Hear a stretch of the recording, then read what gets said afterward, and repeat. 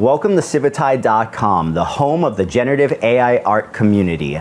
If you enjoy this video, please consider hitting us with a like and subscribing, as it'll go a long way in helping us continue to bring you the highest quality AI community content. Please enjoy the video. So yeah, we will just go ahead and get started today. Guys, what is up? Welcome to a very special, I guess we'll call this like a Civitai Industry Session. We got a really dope one for you guys today, especially if you're interested in the more professional side of this. My name is Tyler. I'm joined by Maddie, and today we have our esteemed guest, three-time Grammy-nominated multi-platinum music producer turned AI animation CEO and executive of IKHOR Labs, Coco Nitta. Coco, what is up, man? Yo, thanks for having me, guys. Yeah, no, dude, thank you so much for joining us. Why don't you go ahead and give the people a little intro of yourself before we go ahead and kick things off here? Yeah, sure, no problem. So yeah, I'm Coco. I'm the CEO and founder of IKHOR Labs, and we're a producer and collaborator with a creative music project called Roki. Roki kind of acted as a design partner / case study for some of the technology and tools and stuff that we've got developing. And our tools were used in the production of this short series that they're in the middle of producing right now. And the first episode is actually coming out on this Friday. But we submitted the trailer for this first episode to the Project Odyssey contest, and we won first place in the narrative category, which was really cool. We were super excited about that. I think everyone was blown away by it, and I think that really, Roki was one of the things that was submitted to the contest that really, I think, opened a lot of people's eyes to like, holy crap, we didn't even know that this level was possible. Oh, you're too kind, Tyler. Appreciate that. Yeah. No, but go ahead, Maddie. Yeah. I think, part of the competition, what we were trying to do is really push that narrative category. And I think the next time we run it, it's going to be an even bigger part of the whole experience. But going beyond just the what I think a lot of the open source community really excels at is doing those social media videos or those dance videos. But sometimes you need to incentivize people through having this outlet or some of the prizes and the clout that comes along with doing a longer piece, where it takes story, it takes sound design, it takes all these different components outside of the visuals. So we're excited to kind of dive into that process with you today. Yeah. Well, I mean, like I said, we're super excited that we won first place. And there's honestly, I've watched a lot of the submissions in all the categories, but especially the narrative category, which was really interesting to me. And there was some really, really solid submissions. It's super cool to see how the space is evolving. Like the Roki project and IKHOR, like we've kind of been in this game for over a year now, with the intention of trying to figure out how to make how to superpower like professional workflows, and how to change the way that film is made, and change the way effects are done and animation is done, and from the approach of AI. And so it's been really cool to see it evolve. Is it okay if before we go any further with this conversation, if we actually play the Roki thing for everyone one more time, just so people who haven't seen it can see it, and then we can kind of dive in and talk about your history and everything, but just so like we can refresh everyone on. No, let's watch it, and as I mentioned, the whole episode you'll be able to see it in 2 days. So, yeah. Awesome. Yeah, so cool. We're going to mute our mics, Coco, because sometimes the restream volume it overtakes it. Cool, guys. So this is Roki. This was the winner of the narrative category for Project Odyssey. This was produced by IKHOR Labs in conjunction with Roki.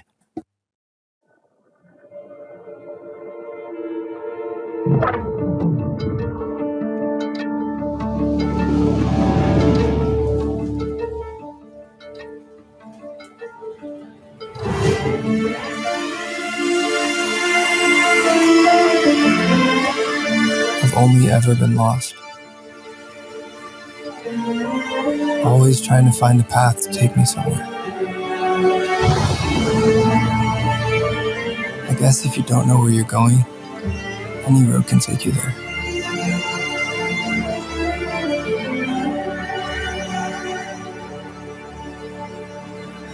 I'm going back. Away from the infinite dark. At the end of this universe, I've given life to 1 billion worlds. Witnessed the death of 1 billion more.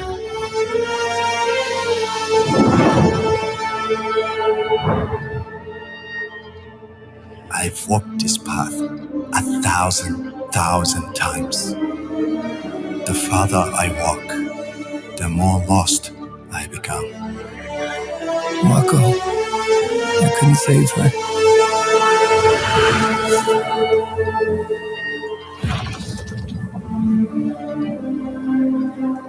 This is where and when I transcend.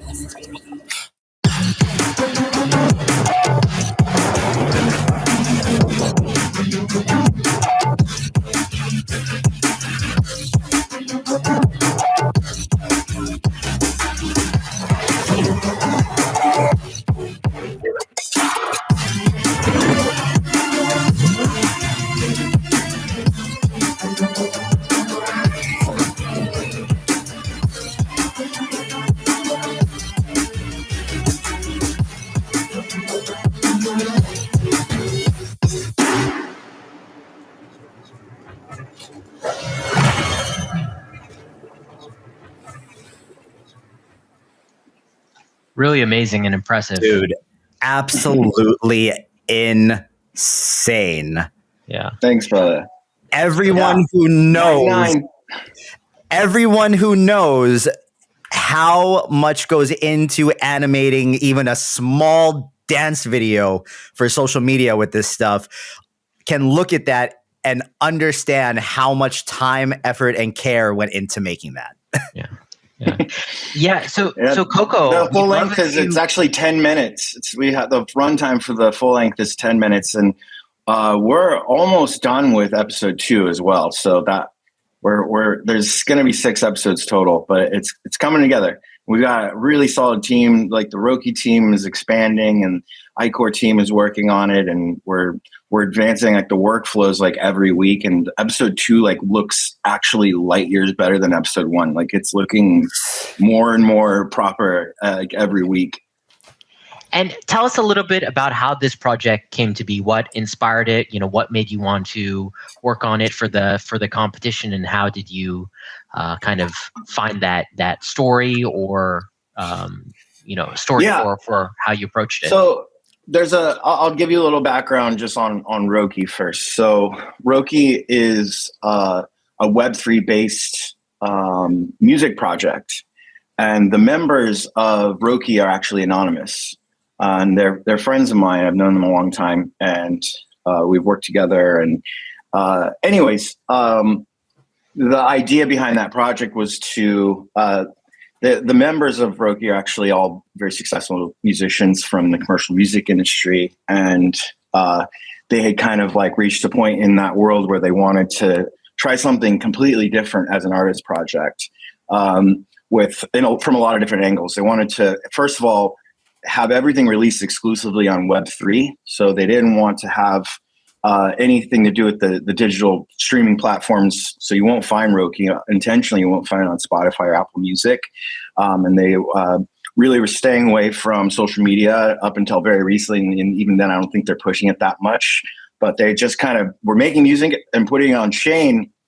But because it was anonymous, they decided they needed to kind of have these characters that represented them.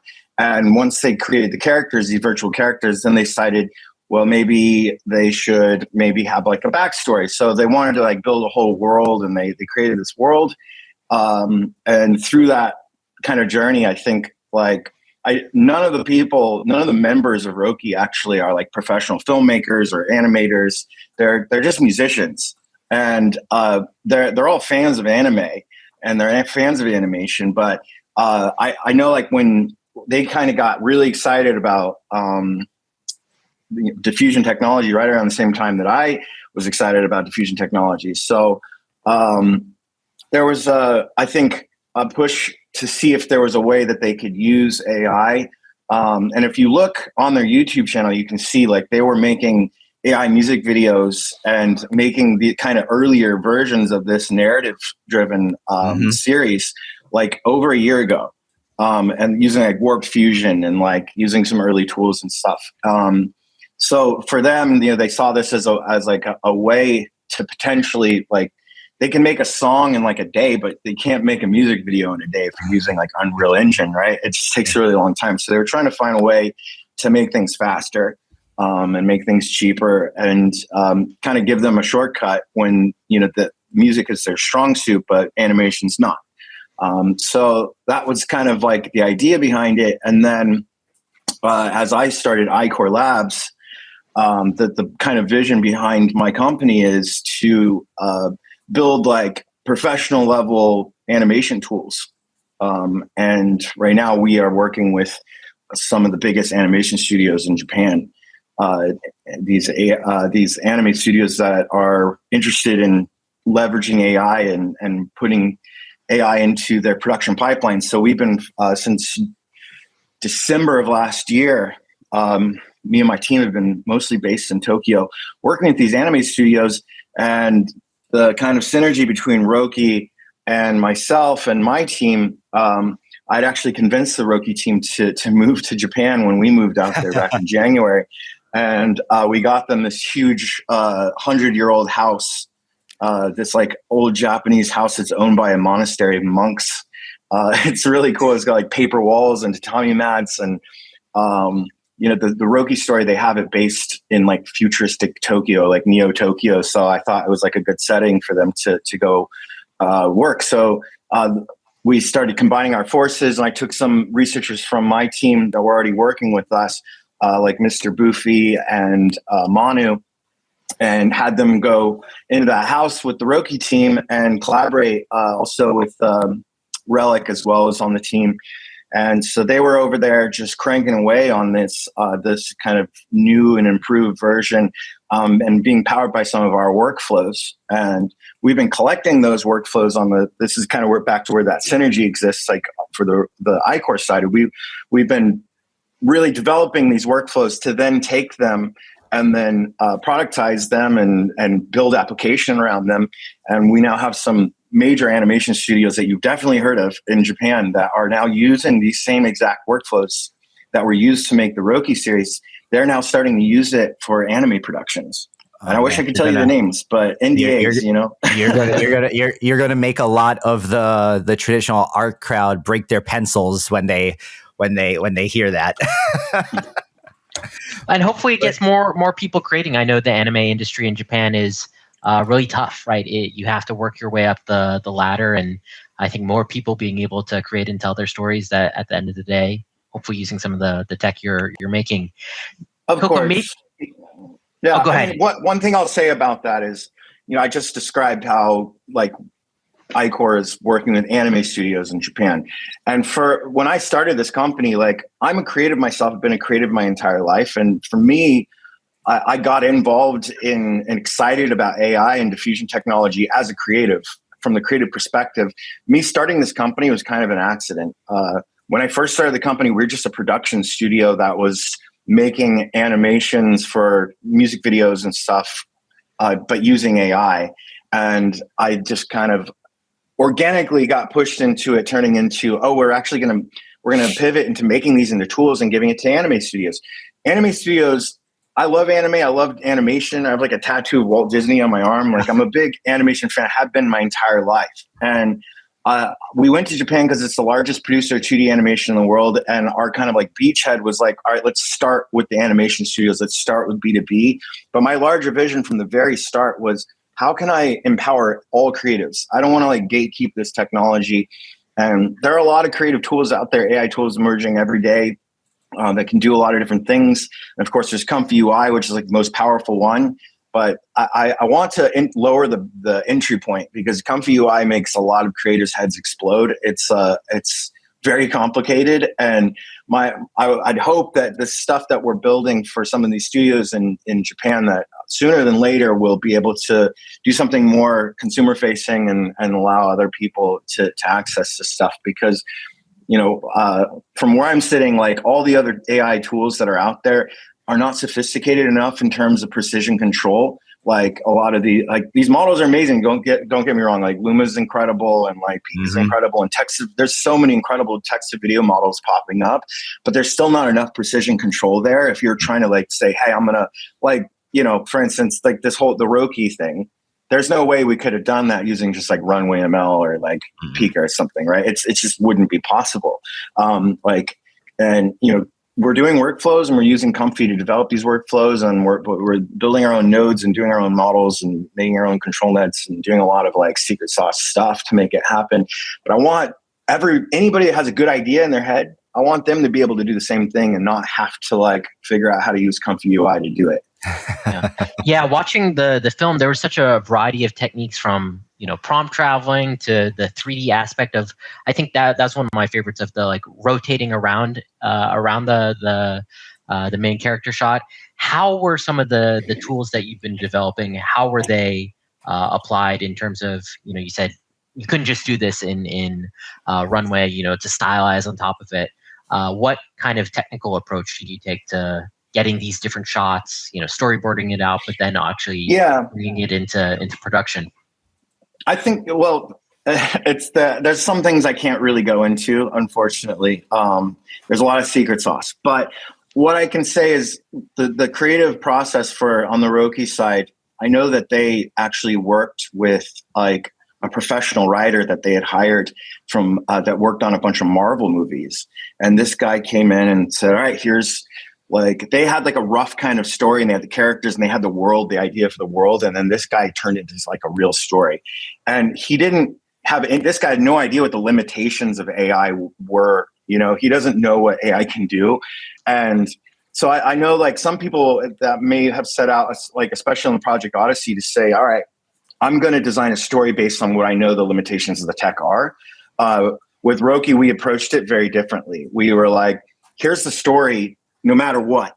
Now let's figure out how to make it happen. And there was months of pre-production, which is just like developing workflows specifically to get each of like bespoke workflows to get each of these shots done. And some were obviously a lot more complicated than others. But that was the whole point of this being like a research-driven project with my company IKHOR, is that I knew that we should push the boundaries and try and figure out, okay, how can we like hit limitations and then figure out how to overcome those limitations, and then we'd solve things, because we don't ultimately want there to be any limitations in this tech. I foresee this really becoming the way that filmmaking is done like for a very long time, and we're just seeing the very beginning of what's possible. Yeah. I think that's a smart approach too. Of it. It reminds me of Pixar, where you need both the tooling side and the examples of it. Being both anvil and hammer. Of the best way to get the word out about your product is being able to create these showcases with it, and that in turn, kind of you have this symbiotic relationship with it.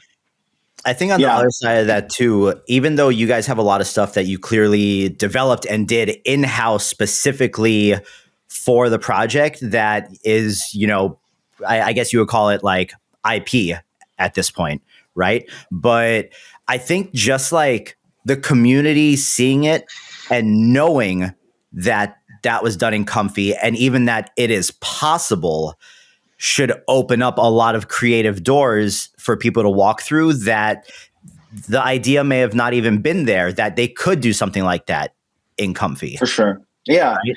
And then, at the end of the day, it was a collaborative effort. And there's a reason that movies usually have somewhere between like a couple hundred to sometimes a couple thousand individuals that work on a single film. It is a massive undertaking that requires a wide range of very versatile skill sets and expertise and talents that all have to come together in perfect harmony to create hopefully something that doesn't suck. And I think that even when we start entering AI into the equation and we see that AI can help us in various ways, and I think the ways it will help us in the future remain to be seen, but certainly there will be a lot of different ways. But even then, I don't think it's going to like all of a sudden make it so that one person can make a really compelling film or series. It's still going to require a lot of great minds coming together. It still needs to be a collaborative effort. And the Roki project was actually a massive collaborative effort. There's a lot of people on that team, a lot of people on my team who are all working together. Everyone's got, we're using a lot of comfy stuff, but we're developing our own nodes and training our own models and doing a lot of like very bespoke work inside of Comfy to make this thing all come together.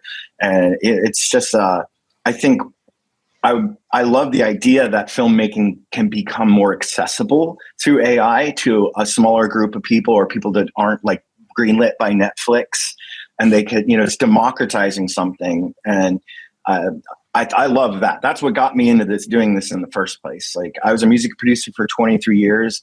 I'm 40 years old. In the 90s when I was growing up, and I was like, I want to be a music producer. Actually, I didn't want to be a music producer. I wanted to be a rock star. I wanted to be a famous musician. As like a teenager, I'm like, I'm going to be a famous musician. Like a lot of musicians grow up feeling that way. And in those days, there was one clear path. And this path was record a shitty demo on a demo tape, and then hopefully someday get discovered by a record label that would give you $1 million. You could give a lot of that money, or most of that money, to a professional recording studio, which is a team of engineers and specialists that would then record your music, and you give the rest of the money to a marketing team that would then like put it on radio. And that's how it worked like forever. And then technology stepped in, and the digital workstation was born. And all of a sudden, a person at home could make a professional recording at home for virtually no money. And then they could self-release it on these new things called social media platforms. And the entire dynamic changed. All of a sudden, the process of releasing music, distributing music, making music, all of it got democratized because of technological innovation. And I watched that happen personally in my life. And then I benefited from that personally in my life too. Like all the successes I had as a music producer wouldn't have been possible if I hadn't discovered Ableton Live. And I see that same thing happening now, but with filmmaking and animation. Yeah. And that excites me. So, imagine a world when a lot of these hard skills, maybe might not matter as much in terms of the traditional filmmaking process. And maybe anyone can make that great film or movie in these small teams or as an AI native studios that we have started to pop up. I wonder, what do you think that does on the consumer side of how you mentioned people self-releasing their music on social media? I know a lot of people already, right? They have their YouTube videos, they have their TikToks, but when you don't have those gatekeepers who are determinators for what gets greenlit or not, do you think that these self-produced movies will be able to make it to streaming, make it to theaters? Or Absolutely. Yeah.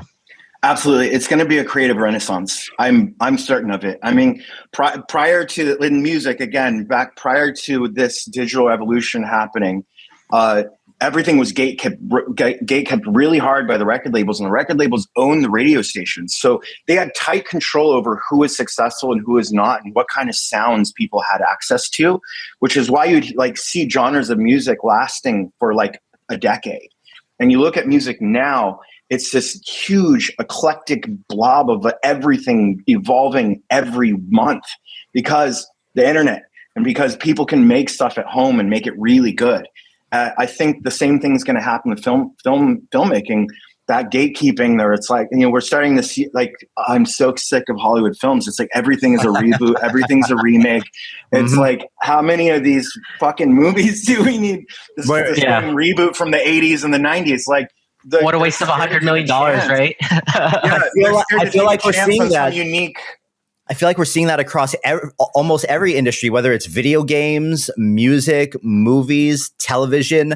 There's more reboots and more remakes for people trying to just like tickle the nostalgia nerve and profit off of that rather than like pushing things forward.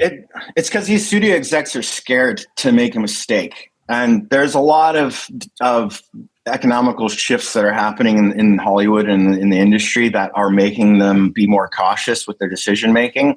But this is a perfect ripe setting for innovation and new creative ideas. And this kind of, I think it's time for the new wave, and the people that are like going to take advantage of these new tools, they're going to be the ones that have a real chance of like this. There's a window here, but I do think it's going to be a creative revolution, and I'm excited for it.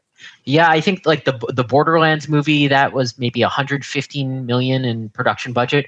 What if you could have 115 teams, each with $1 million? Like, what? I think they could make something amazing. Like, what does that world look like? And I think in Hollywood too, the guilds and the unions, there are benefits for operating in those systems, but they do have a lot of power and a lot of stranglehold.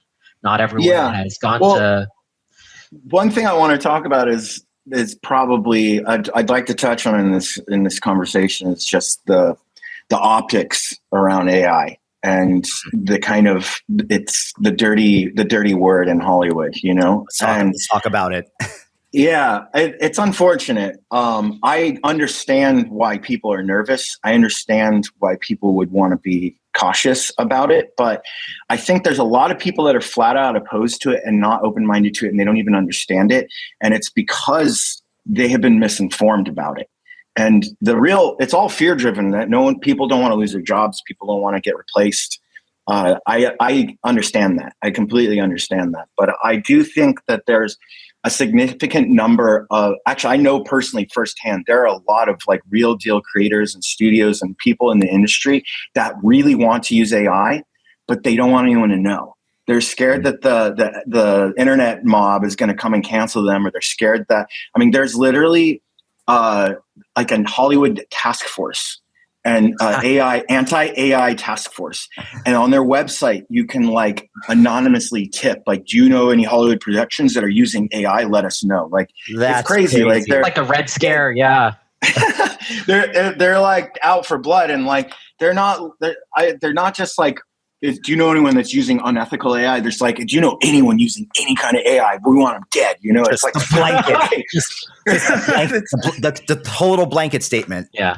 Yeah, and so it seems like it's the with the stigma attached to it. The traditional filmmakers can be that real target audience for who can best use these tools, but they're also the group that's most vehemently against it, and it's often kind of posited as us versus them.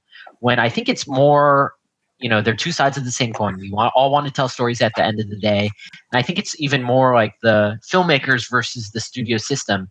How do you think that we can get that adoption? Is it the technology I have a lot of ideas. To a point where it's just overwhelmingly, you have to use it? Or is it more of a PR kind of accessibility way to change people's I have a lot of thoughts around this.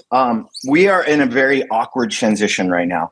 Like, we're in that moment in time where horses and cars were still sharing the road, right? Where like there were still some people on horses, and they're like, "Fuck you, cars!" And I was like, "Fuck you, horse!" And like the cars like driving through the street, and like horse shit was spinning everywhere. Like, we're in that. That's where we're at right now, right? I love it. Inevitably, the streets will be cleaned of all the horse shit, and the horses will go. And it's going to happen. There's no stopping that from happening. But it's going to be an awkward transition, and I think there's a lot of people that they're so close-minded, and they'll probably just get left behind. We've seen that happen many times. It will happen. But there will be some people that are on the fence about it that may have been misinformed. They don't realize that AI can be a powerful tool that can actually empower you as a creative, as an artist. Once that starts to become more evident, and especially once more tools start becoming readily available that they can see were actually designed with them as creators in mind, that are specifically made for their workflows and their creative processes, then they're going to be like, holy shit, I was wrong about AI.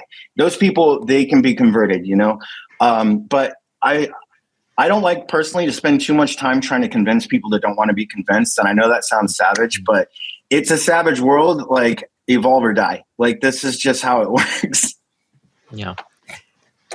And there are a lot of people, if we can gauge by the interactions that I'm sure many of us and many of the people watching this stream have had online in the past 12 to 18 months, there are going to be a lot of people that get left behind in all this because they're just so they're so against it, while at the same time not even being willing to admit they don't know what they don't know about it or about the process. And they're just not even willing to make themselves informed about what any of this actually is. Yeah. When there's a really great documentary on Disney Plus, it's called Light and Magic, and it's a several part series about industrial light and magic. Which, if those you don't know about industrial light and magic, definitely check them out. They are the innovators that ILM is where 3D came from. That's where Pixar was born. Adobe came out of there. It was the VFX house that was launched by George Lucas specifically so he could make Star Wars. And anyway, so there's a really interesting documentary, and they start touching on this moment where ILM was already killing it. They'd already done a bunch of movies, big movies, but everything was done practically. They were like practical effect people. So when they started moving from the practical model to the 3D model, there was a very awkward transition that happened in-house where for a couple number of years, there was literally only 2 computers in the whole building, and they're tucked in the back, and these guys were back there like no one understood what they were doing. And in a matter of 1 year, the entire company shifted to digital, and they are like, oh shit, 3D, this is it. And there was a bunch of people in-house that, they just played with practical models their entire lives. They weren't technical people. And then they didn't want to accept this new technology, and they ended up leaving the company, even though ILM actually offered to pay to train every one of their employees on how to learn how to use a computer, essentially. A lot of them just said, no, I want to go ride my horse in the fucking shitty street, And so, and they interviewed some of these people, like this is decades later, and you can see how much they regret it. Like they were literally like, fuck, Anyways, fascinating times. Oh, dude, it's crazy to see where all this is going. But I want to know, what did you first see from coming from the music side of things? What did you first see that made you start sprinting in this direction? Because with your timeline, it really does seem like you sprinted in this direction based on where you are right now and just how quickly you got there. I mean, to be honest, I honestly thought I would be making music my entire life. It's all I've ever done is make music. And I was very successful in the industry, and I, had no real reason to leave music. But during COVID, music industry shut down like a lot of industries. So I had a lot more free time. And that's when I discovered diffusion, like disco and warp. And I instantly knew, because I'm not a filmmaker. I'm not a VFX person. I'm not an animator, but I'm a big fan. I love animation. I love watching BTS and how movies are made and stuff. And so when I saw diffusion technology, I instantly knew, I was like, this is going to completely change everything about the film industry. This is going to radically change everything. And I became obsessed. I felt like I was 15 years old again, discovering music. I hadn't felt that way since that time in my life. I didn't ever think I'd have another obsession like that again. And I just had to follow it. Right. And I knew, I didn't actually think, I thought that I would be more like I was going to be a creative using it. And then the universe kind of had a different story for me. It was like, no, you can be a person that's actually going to be a steward of this technology and can help bring it to the world. So I feel really blessed that I've been put in this position, and things have been going really well with my startup. And we're, as I mentioned, working with a lot of animation studios, which is crazy. It's like a dream come true. It's kind of been surreal, and this has all come together in the last 8 months, honestly. And one of the really cool things, just to call out, because I think it was a really big accomplishment, especially at the time, a couple months when it was done. We unfortunately we can't show it on stream, guys, because Amazon Prime was blocking me. But IKHOR actually animated the entire opening sequence of the Jennifer Lopez "This Is Me Now" documentary that's on Amazon Prime. And which is free to watch. If you have Amazon Prime subscription. And oh no, sorry, go on. No, thanks for plugging that. Yeah, I mean, as I mentioned, when I started IKHOR, it was actually IKHOR Studios, not IKHOR Labs, and we got the chance like pretty quickly to do work on some like really high commercially successful or like big budget kind of Hollywood things like the This Is Me Now for Jennifer Lopez. That's when I first saw that there was a commercial demand for it. You know, like we were working alongside this VFX company that was working on that film, and they knew nothing about AI, and they were just looking at us like, what the fuck is this, you know?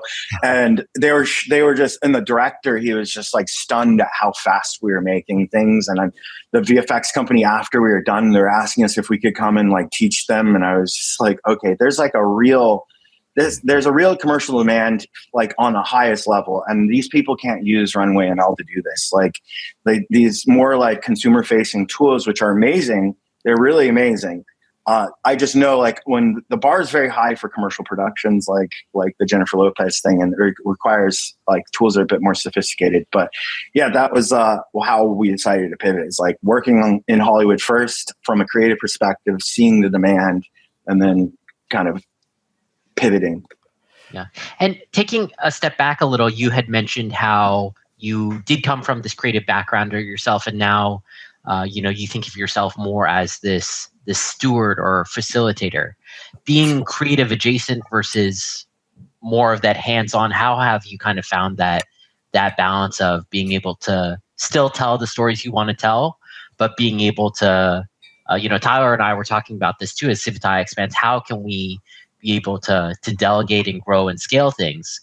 But at a certain point, that also means that maybe we're not the ones editing the videos or being as much on the front lines, but more being able to support that. How do you kind of find that balance for yourself? Yeah, I mean, I'm CEO of a startup that has 43 employees. Like I don't really have time to do creative things anymore at all, which sucks. It's weird because literally before I started this startup, I spent every single day of my life only doing creative things. It's been a very big transition for me, and hopefully someday I'll have an exit down the line and I can get back into being creative again. That's just what I really, I love. But I do find a lot of fulfillment out of what I'm doing right now. I'm on a mission, and knowing that I can help empower other creatives in ways they were never able to be empowered before, that is very rewarding for me, and it keeps me like really driven and being able to keep doing this extremely hard thing that I'm doing. Startups are really hard. I don't recommend it. We're getting a taste of that too.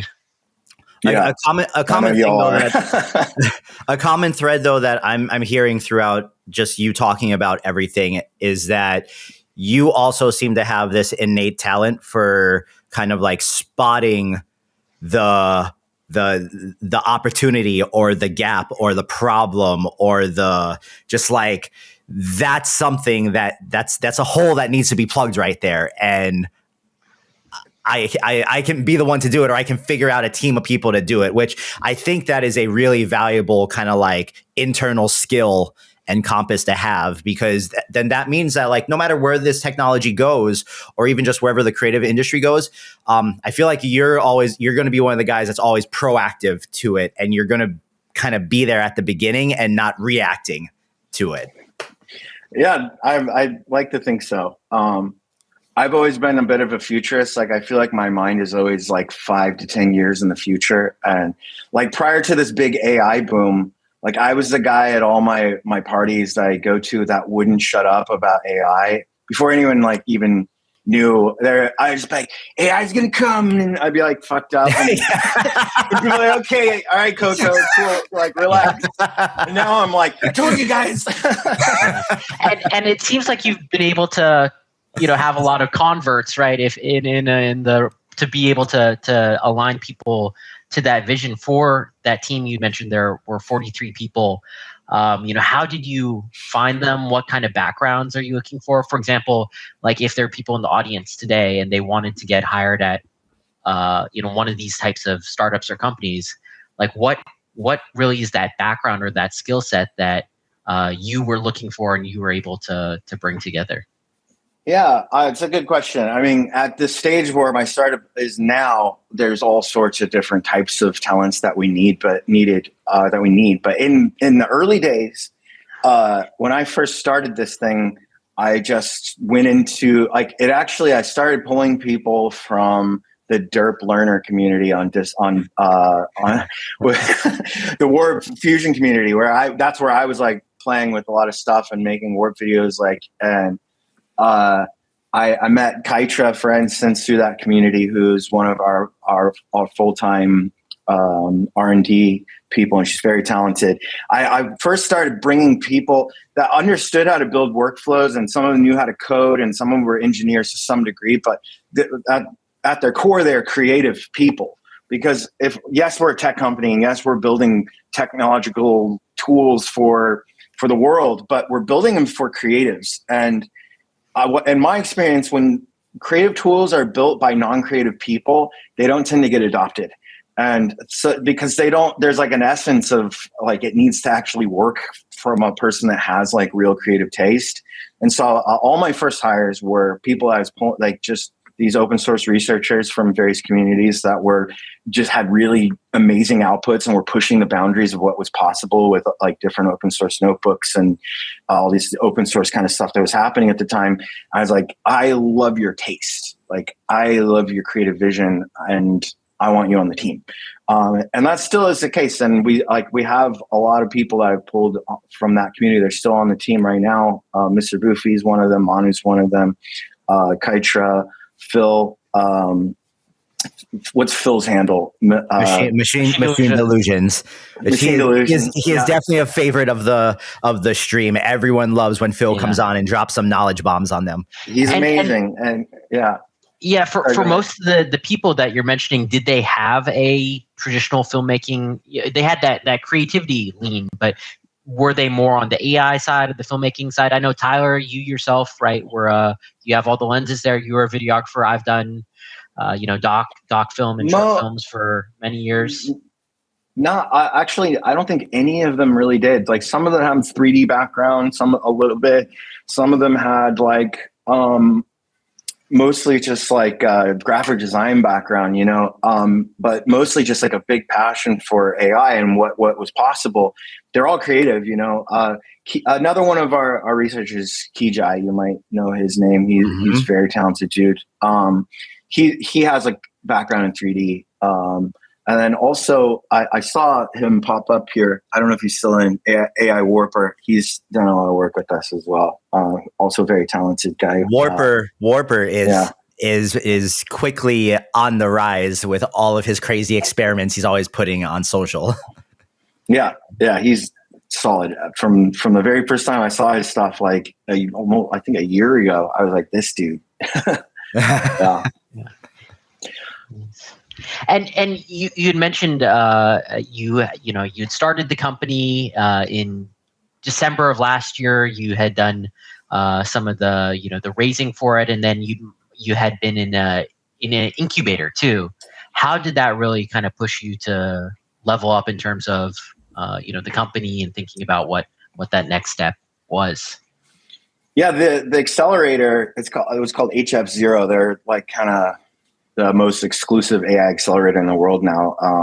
They got like 5,000 applications per batch, and they only select 10 founders per batch.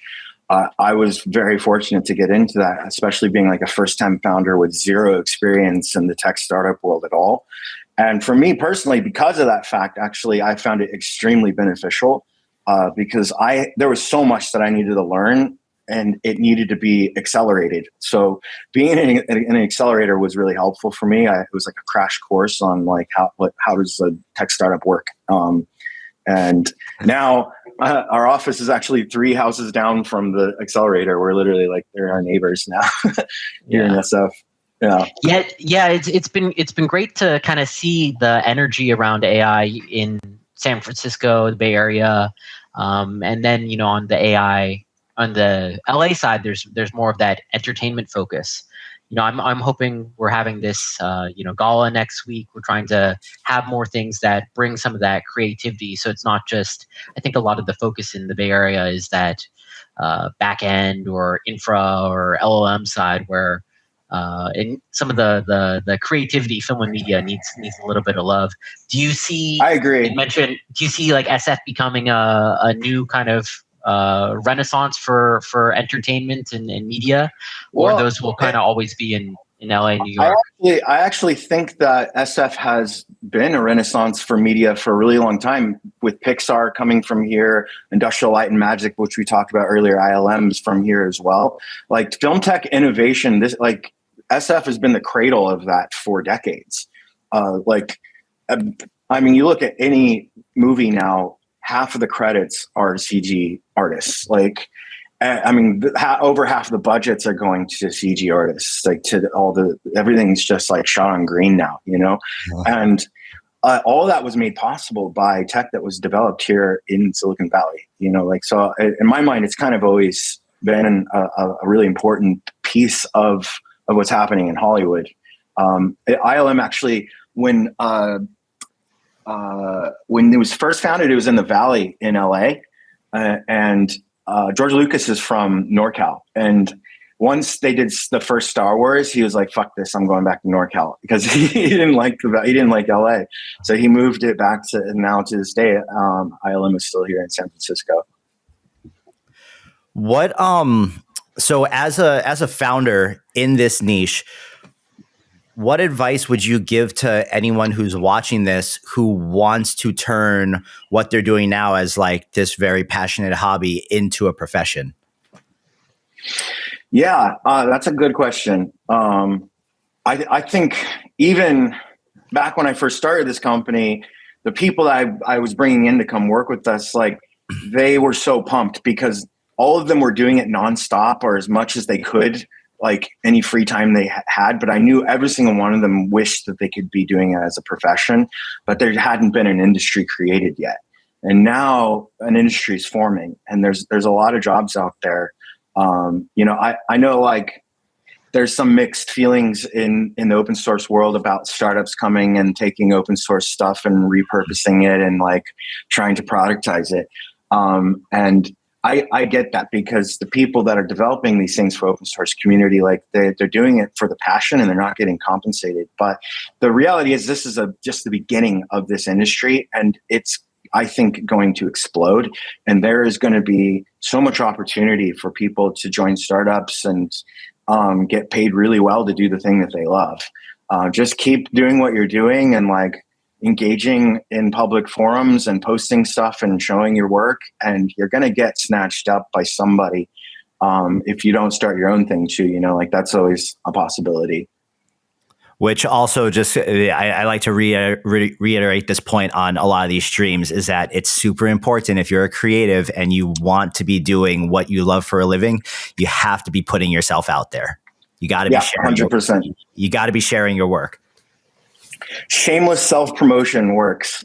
And put it on LinkedIn too, because that's where a lot of the decision makers are in terms of, you know, even for Civitai, the way I got hired was I think I DM'd Tyler. I sent made like a cover letter video instead of just doing a PDF. I made a video of why I wanted to work at Civitai, and just cold messaged it to Tyler and Justin, and then we're able to run it up the chain. And that was only because of LinkedIn and some of the social media, and putting these shameless. I think that's really good advice. I think that's great advice, because I know a lot of people like to try and push themselves in like social media categories. Like, I'm gonna put it on Instagram, or maybe they're in different forums on Discord or something, different channels. But it's very true. The decision makers are on LinkedIn.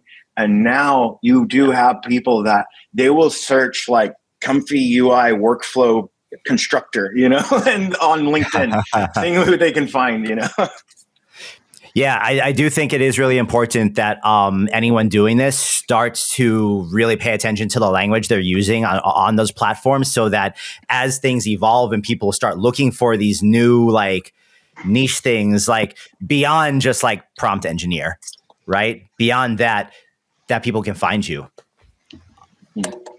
Yeah. Yeah. Cool. Well, yeah. I mean, if there are any audience Q&A questions, pop them up, and we can Ask Coco Live. But I think we covered a really awesome range of topics. Coco, could you tell us a little bit about some of that 9/9 release as we close, and what your vision is for? You mentioned that you're working on episode 2, that there were 4 more episodes in the works for that full set of 6. Like, where's that going? Are you trying to put that on Web3 again, to put it on, go to streaming? What's your vision for that? Yeah, I mean, as I mentioned before, it's a Web3 project, and they started releasing everything on chain back like a year and a half ago, and it actually did really well on chain, especially given like the market like for NFTs and stuff has kind of gone south. But they were able to generate like a decent amount of money, and all of that money has been reinvested into the project, so they can keep doing it. And there's a solid like group of collectors that they know that. And so that makes them more energized to continue investing in the group, because they want to see more of the content. So I actually really love this kind of ecosystem. Like, I worked in the music industry a long time, and one of the reasons I really hated the music industry, because the value system and like people's incentives were not aligned correctly. There was too many middlemen that were taking money, and at the end of the day, the creator, I think, is getting the short end of the stick in the music industry. But through the Web3 kind of ecosystem, you can align your incentives better with collectors, and you don't need to capture millions of fans to make like decent money. You only need to capture like a couple hundred or a couple thousand. And if they really like your music and they like what you're doing, like, they will buy and invest in what you're doing, because it's like you're giving them the opportunity to participate in the story, not just be a consumer. They can say, hey, I'm going to buy this NFT because I really like what you do and I believe in it. I want to support it, and it's going to help you keep doing what you're doing. But also, if you hold on to that NFT and that music project explodes, then that NFT is going to become more valuable. So it actually appreciates and scales with the success of the artist. It allows them to invest in you and actually participate in that growth and that journey. So I love that. That's what the plan still is currently. Of course, I know that they have big like dreams of it like someday becoming like a Netflix series. And I know that there are some conversations happening, which I can't reveal too much information about, but there definitely is some conversations happening there. I think the plan is to treat this first couple of episodes as kind of like a pilot. Like the impressive thing about Brokey and like this first episode coming out in a couple of days is that not a single professional animator worked on it. And it was like a handful of guys that are creative, that had an idea, that actually are not professional animators. They're actually musicians, made like an animated series that looks like pretty damn good, and it's pretty compelling. That's impressive. And the price tag on it also, if you're trying to pitch this thing, say, to Netflix, it's quite attractive, because it's, much cheaper minute for minute than traditional animation because of AI. Which I think will help creators in the future when they start developing projects using AI, even just to make a pilot and then get that to a studio. The studio can be like, oh shit, I see this. This is amazing. And then you tell them how much it costs you to make, and they'll be like, oh, they'll start frothing at the mouth because they're studio execs and shit. But yeah. And speaking of financing, Eurotaku from the chat, and one of our mods asked kind of a question that we asked one of our guests 2 weeks ago, Albert from Storybook Studios in Germany, which was, say budget wasn't a concern. You had unlimited budget, you had full creative freedom. What would be your, magnum opus in terms of the film or series that you'd make? Is there any kind of wild idea that you'd like to make at some point, but just, it's hard to justify it? So I happen to think that video games are going to become an entirely different experience in the next 10 years because of AI. We're starting to already see some stuff like literally like games that generate in real time right in front of you. Like, we're starting to see the beginning of the simulation. Um, so I love the idea of like, imagine Arcane, but you could like participate in the story and you could actually play Arcane, but in it, and it's a story that's being crafted in real time for you specifically. And it's like somewhere in between watching your favorite movie or series and playing a video game. That is something that I would love to make. I don't think the tech is fully there yet, but I really believe it will be. And if I had infinite resources and money, I would probably invest into something like that. Cool. That is a great answer. And that is something really exciting to think about. And I agree with you. I think video games are going to go in that direction too. And I am here for it. Yeah. That's exciting. Well, great. We live in the future. Yeah. Crazy. Thinking of the future, where can people go to, follow both either Roki or IKHOR Labs? I know that, you have the website, you have the Twitter, but what are some of the best places that people can check out what you're doing? We're on, if you're interested in the on-chain aspect of this, you can go to sound.xyz, which is a really amazing platform, Web3 platform for like a marketplace for music. And there's a ton of really amazing indie artists on there that are releasing music on chain. So it's all there if you search Roki. But also there's YouTube channel, all of it's on there as well for Web2 stuff. And there's also an Instagram for Roki as well. So go check it out. On the IKHOR side, we're actually in stealth. So we don't have a website. We're not super like public facing. This is the most public facing thing I've ever done for IKHOR actually. But look out for IKHOR. Which we appreciate. We greatly appreciate it. Yeah. Thank you guys so much for having me. Awesome. Well, Coco, you're a legend. Is there any place specifically that people could follow along with you where you're on social, or you're kind of, you're too busy, you're kind of out of that? Sorry, what did you say? Is there any place that on social that people could specifically follow along with you if they want to kind of follow your journey, or are you kind of hands off on social right now? No, I do. I mean, I suck at social media, but I do have an Instagram. I have to get better at, and I probably have to. Yeah, what is my Instagram? I think it's Coco Enemy or Corey Enemy. What is it? Yeah, it's at Coco Enemy, ENEMY. That's my Insta. And one last question before we close up from the audience was, how did you meet your co-founders? How did you get connected with them for IKHOR? Yeah. Well, I started my company on my own. I founded it first without a co-founder. And that mostly spanned through like the studio days when we were doing like production studio. And then when I decided to pivot into building tools, a friend of mine who I actually had known for like a year and a half prior to that, he had some experience founding startups, and he was an engineer, and he was like a perfect candidate to be my technical founder. So he came on as a co-founder. He a great fit and great synergy because we'd already been friends and roommates actually for like a year.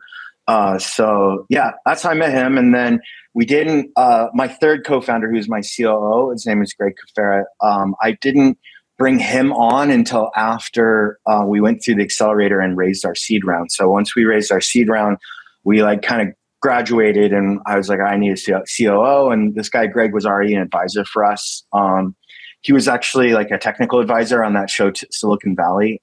He was working as part of the writing team there. And he has a lot of experience in Hollywood, but in the tech world as well. And like a lot of the weird stories that happen on that show were based on his life and stuff. And anyways, I met him and thought he was a really awesome dude. And now he's like amazing person. He's my co-founder now too. So everything just kind of happened organically. Awesome. As it should. Well, Coco, you, my friend, are a legend. I'm sure we will have to circle back with you at some point in the near future. Anytime. Once you guys start releasing more crazy stuff. And in the meantime, we're going to get some more of the team to come on and talk about what they're doing individually, since I know everyone themselves are just like massively, insanely talented. So shout out to Boofy, Manu, and Relic, who directly worked on the Roki animation and helped them win that narrative thing for Project Odyssey. I'm here for it. Anytime you guys want to talk, hit me up. Dude, thank you so much. Yeah, Appreciate Maddie, you guys. And to stay tuned for our upcoming guest creator and industry streams. Make sure if you're on Twitch, on Twitter, on LinkedIn, whatever platform you're on, a like and a follow really helps us out. So looking forward to the next time. It really helps us out. It lets the boss people know that you guys want to keep seeing more of this. So, Coco, you're a legend. Guys, this has been a Civitai.com industry session. This is Coco Nitta, CEO of IKHOR Labs. That is Maddie, head of EP and AI film and TV here at Civitai. My name is Tyler, head of content marketing. We are out. We'll be back on Monday with Ali for office hours, and I'll be back on Thursday for another we're going to do something cool on the stream on Thursday. We're always trying to figure out what that is. Appreciate you. Thanks, guys. Boom. Thank you so much, Coco. And